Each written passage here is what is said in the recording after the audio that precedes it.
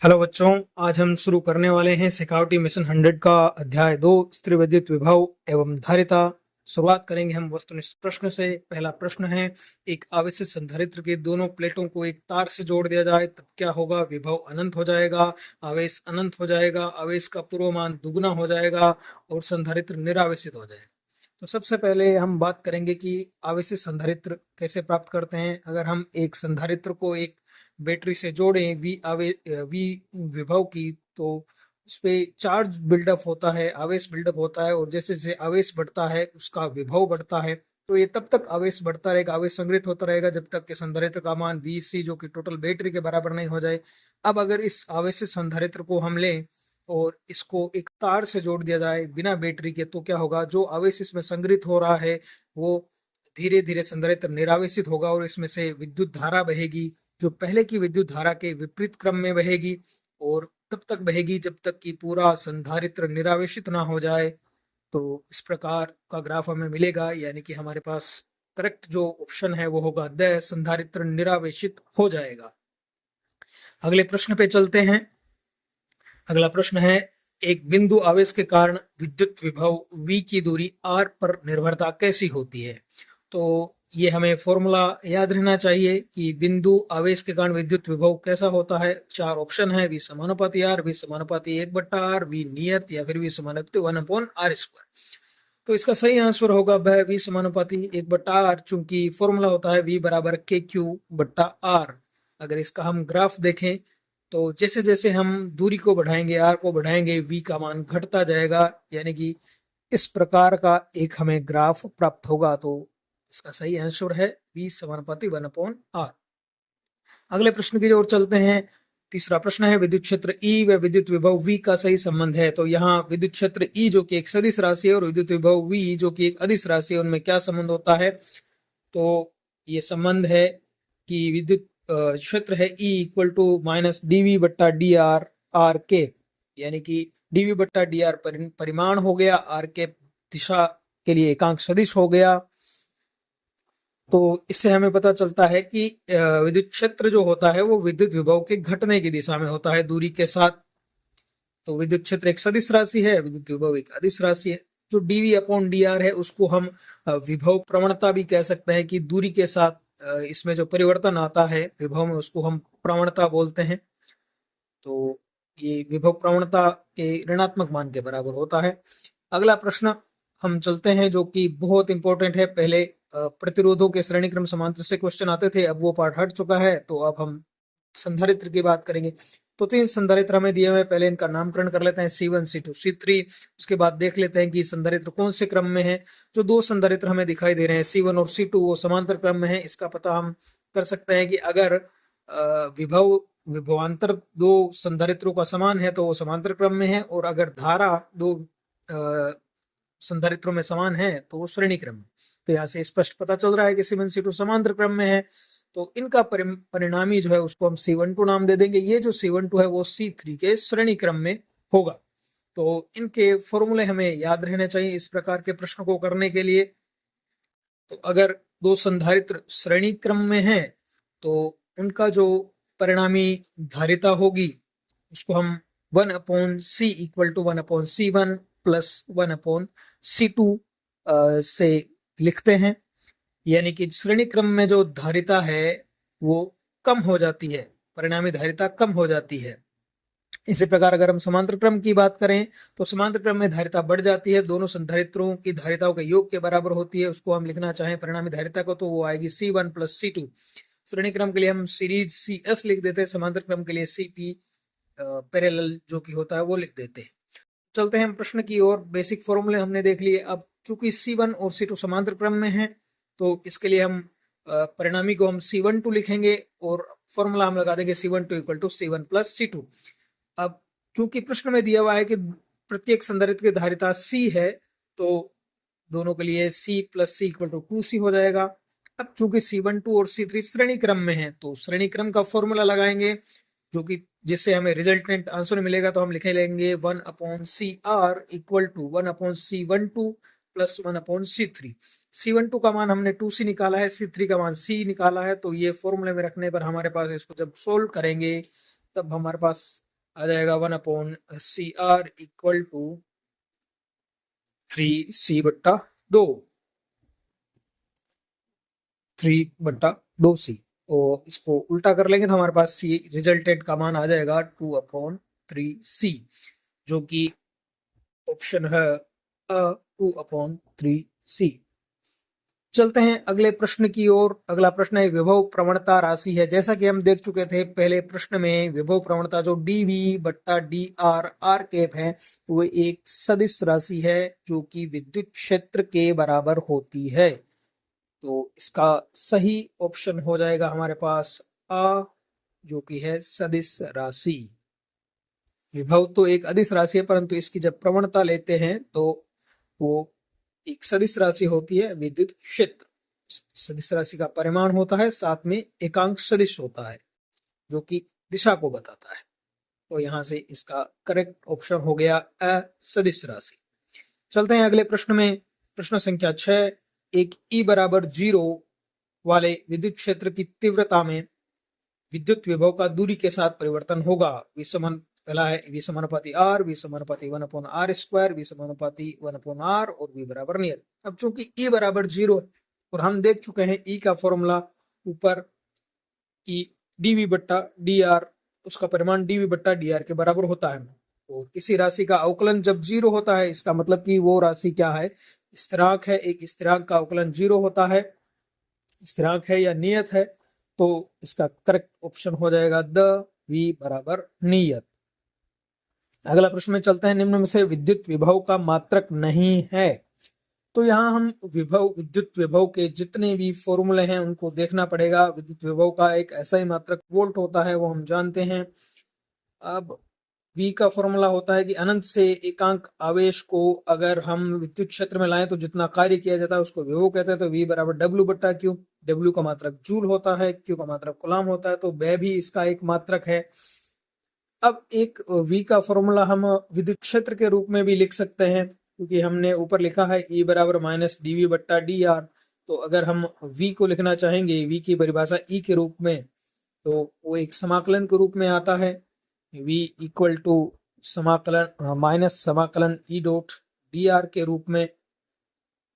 तो जब यहाँ से dV इक्वल टू E/dr लिखेंगे तो V हमारा हो जाएगा, या फिर सिंपली dV से भी निकाल सकते हैं। E विद्युत क्षेत्र है, विद्युत क्षेत्र का मात्रक न्यूटन प्रति गुलाम होता है और dr मीटर होता है। तो द भी इसका एक मात्रक है। तो जो मात्रक नहीं है वो है से। यही हमें पूछा गया था कि विद्युत विभव का मात्रक कौन सा नहीं है, और न्यूटन प्रति गुलाम जो है वो विद्युत क्षेत्र का मात्रक होता है, विद्युत विभव का नहीं, क्योंकि E बराबर होता है F/Q0, जहां पे Q0 को हम बहुत ही अल्प लेते हैं।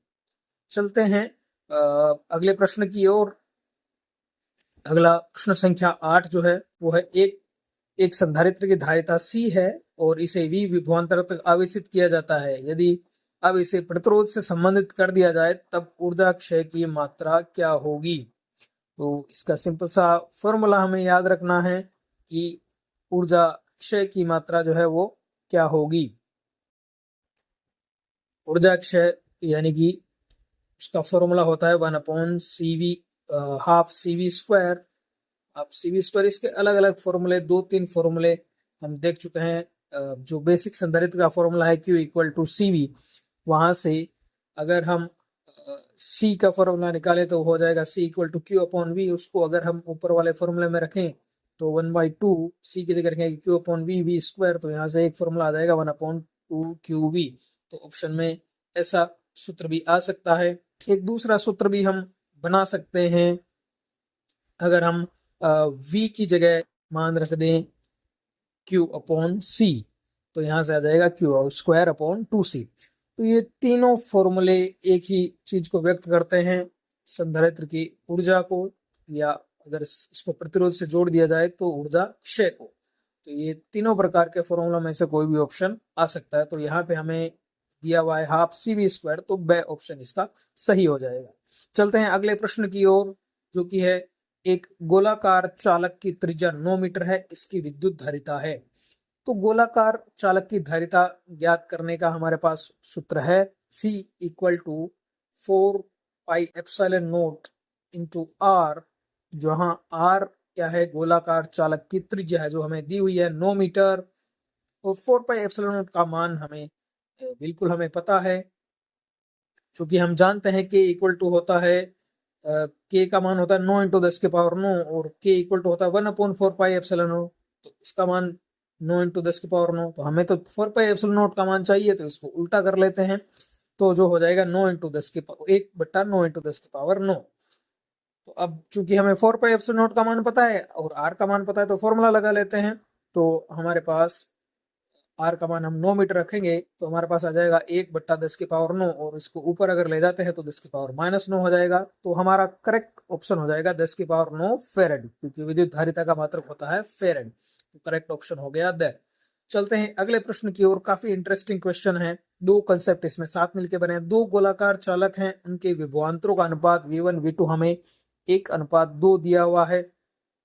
चूंकि हम जानते हैं गोलाकार चालक के लिए जो विभवांतर होता है उसका उसकी सतह जो विभव होता है उसका फॉर्मूला होता है V बराबर KQ/R, तो V समानुपाती 1/R। तो यानी कि यहाँ से हम लिख सकते हैं V1/V2 अनुपात लिखेंगे तो R2/R1 के बराबर होगा। अब हमें R1/R2 दिया, R2/R1 होगा, और V1 हमें 1/2 दिया हुआ है, तो R2/R1 बराबर 1/2 हो गया। पुनः C जो होता है किसी गोलीय संधारित्र के लिए वो समानुपाती होता है R के लिए। तो यहाँ से अगर हम C1/C2 देखेंगे तो ये R1/R2 होगा।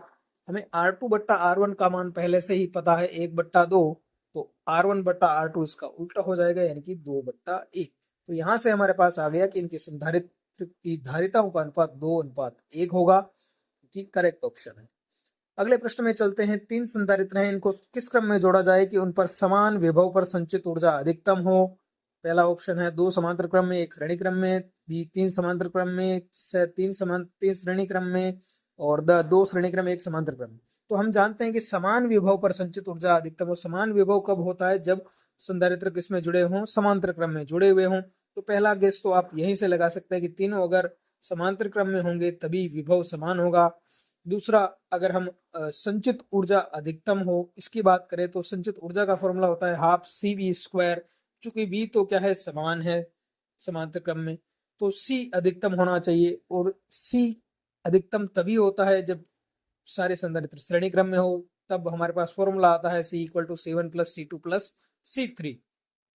तो यहाँ से C अधिकतम हो गया, तो यहाँ से संचित ऊर्जा भी अधिकतम हो जाएगी। तो यानी यहाँ पे हमारे पास करेक्ट ऑप्शन हो जाएगा तीनों समांतर क्रम में, तभी हमारे पास संचित ऊर्जा अधिकतम होगी समान विभव पर। अगले प्रश्न में चलते हैं कि समविभव पृष्ठ से पारित फ्लक्स होगा। समविभव पृष्ठ एक ऐसा पृष्ठ होता है जिसके प्रत्येक बिंदु पर विभव का मान समान होता है। तो अगर हम सिंपल एक एग्जांपल बिंदु आवेश के लिए देखें तो उसके लिए समविभव पृष्ठ गोलाकार सतह होती है और त्रिज्य रूप से बाहर विद्युत क्षेत्र होता है। तो यहाँ से हम देख सकते हैं कि विद्युत क्षेत्र पृष्ठ के लंबवत होता है, तो जो पारित फ्लक्स है वो पृष्ठ के लंबवत होगा। चलते हैं अगले प्रश्न की ओर। प्रश्न नंबर 13 कि किसी संधारित्र की प्लेटों पर आवेश बढ़ाने पर क्या होता है। पहला ऑप्शन है धारिता बढ़ती है, ब प्लेटों के बीच विभवांतर बढ़ता है, धारिता विभवांतर दोनों बढ़ती है, धारिता विभवांतर में कोई परिवर्तन नहीं होता। तो हम संधारित्र के सिद्धांत से जानते हैं कि Q समानुपाती V, जैसे जैसे Q बढ़ता है आवेश बढ़ता है, वैसे वैसे विभवांतर भी बढ़ता है। तो इस समानुपाती का चिन्ह हटाएंगे तो हम C लिखते हैं। C तो क्या है, एक स्थिरांक है, यानी कि धारिता तो नहीं बढ़ेगी। ब क्या है, प्लेटों के बीच विभवांतर बढ़ता है। जी हाँ बिल्कुल, जैसे जैसे संचित आवेश का मान बढ़ेगा विभवांतर का मान भी बढ़ेगा। तो करेक्ट ऑप्शन हो गया हमारा यहाँ पे ब। चलते हैं अगले प्रश्न की ओर। एक परीक्षण आवेश को अनंत से किसी द्विध्रुव के लंब अर्धक के अनुदिश लाया जाता है तो किया गया कार्य क्या होगा।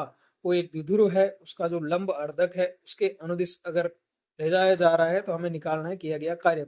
ऐसे मामलों में किया गया कार्य स्थितिज ऊर्जा के बराबर होती है, और हम द्विध्रुव की स्थितिज ऊर्जा का फॉर्मूला जानते हैं, U = -P.E या फिर -Pe cos थीटा। तो अगर लंबवत ला रहे हैं तो थीटा हमारे पास 90 डिग्री है और कोस 90 डिग्री का मान होता है 0, यानी कि यहाँ पर स्थितिज ऊर्जा है 0, यानी कि किया गया कार्य क्या है, 0 है। तो इस प्रश्न का ऑप्शन हो जाएगा 0। 14वां प्रश्न हमारे पास हो गया है। वस्तुनिष्ठ प्रश्न समाप्त हो चुके हैं। अब हम बात कर लेते हैं अति लघुत्तरात्मक प्रश्न की, क्योंकि इसमें रिक्त स्थान वाले प्रश्न नहीं है। पहला प्रश्न, उस भौतिक राशि का नाम बताइए जिसका मात्रक है जूल प्रति कूलम। तो भैया जूल होता है कार्य का मात्रक, कूलाम होता है आवेश का मात्रक, और ये फॉर्मूला हम बेसिक डेफिनेशन है विद्युत विभव या विभवांतर की। तो इसका आंसर हो जाएगा विद्युत विभव का मात्रक जूल प्रति कूलाम होता है। आगे है कि बताइए कि यह राशि सदिश है या अदिश। तो बिल्कुल हम देख चुके हैं कि विद्युत विभव तो अदिश राशि है, लेकिन अगर इसकी प्रवणता ज्ञात करें तो ये विद्युत क्षेत्र के बराबर होती है, तो सदिश राशि। तो ये इसका आंसर हो गया कि विद्युत विभव का मात्रक जूल प्रति कूलाम है और ये एक अदिश राशि। अगला प्रश्न, क्या दो समविभव पृष्ठ एक दूसरे को काट सकते हैं? समझिए, बहुत ही इंपॉर्टेंट प्रश्न है, कई बार आ चुका है। तो भाई जब अगर दो समविभव पृष्ठ हैं, तो चूंकि हम जानते हैं कि समविभव पृष्ठ के लिए विद्युत क्षेत्र जो होता है उसके पृष्ठ के लंबवत होता है, यानी कि समविभव पृष्ठ विद्युत क्षेत्र की दिशा को प्रदर्शित करते हैं। अगर किसी स्थान पर दो समविभव पृष्ठ काट दें तो वो जो कटान बिंदु है वहां पर विद्युत क्षेत्र दो अलग अलग दिशाओं में प्रदर्शित होगा। एक ही बिंदु पर विद्युत क्षेत्र दो अलग अलग दिशाओं में हो नहीं सकता, अर्थात इसका तात्पर्य है कि ऐसा संभव नहीं है, दो समविभव पृष्ठ नहीं काट सकते। तो दो समविभव पृष्ठ एक दूसरे को नहीं काट सकते क्योंकि समविभव पृष्ठ विद्युत क्षेत्र के लंबवत होता है। यदि समविभव पृष्ठ एक दूसरे को काटेंगे तब कटान बिंदु पर विद्युत क्षेत्र की दो दिशाएं हो जाएगी, जो कि संभव नहीं है। तो चलते हैं अगले प्रश्न की ओर। अगला प्रश्न है, क्या निर्वात में किसी बिंदु पर विद्युत विभव शून्य हो सकता है? काफी इंटरेस्टिंग क्वेश्चन है कि निर्वात में क्या किसी बिंदु पर विद्युत विभव शून्य हो सकता है जबकि उस बिंदु पर विद्युत क्षेत्र शून्य नहीं है। तो इसका एक परफेक्ट एग्जाम्पल है कि अगर कोई विद्युत द्विध्रुव है -q +q और उसके निरक्ष पर कोई बिंदु स्थित है तो उस पर विद्युत विभव शून्य होता है जबकि विद्युत क्षेत्र शून्य नहीं होता है। तो इसको थोड़ा डिटेल में देख लेते हैं कि एक विद्युत द्विध्रुव है हमारे पास, उस पर कोई पॉइंट P है निरक्ष पर। तो हम जानते हैं कि निरक्ष पर जो विद्युत क्षेत्र का फॉर्मूला पहले पार्ट में हम देख चुके हैं, माइनस आता है इसमें, -kp/r³ निरक्षीय है तो यहाँ पे माइनस आता है, इस तरह याद रख लेते हैं, नी मतलब माइनस। तो ये शून्य नहीं होता है क्योंकि विद्युत द्विध्रुव है तो P का कुछ मान है, R का कुछ मान है। लेकिन अगर हम विद्युत विभव की बात करें तो उसका फॉर्मूला होता है Kp cos θ/r², और थीटा इक्वल टू अगर अपन 90 डिग्री रखें क्योंकि निरक्ष है तो 90 डिग्री पर है थीटा, तो यहाँ से V इक्वल टू आ जाता है 0। तो ये एक टिपिकल क्वेश्चन हो गया हमारे पास, काफी इंपॉर्टेंट है, एक उदाहरण है।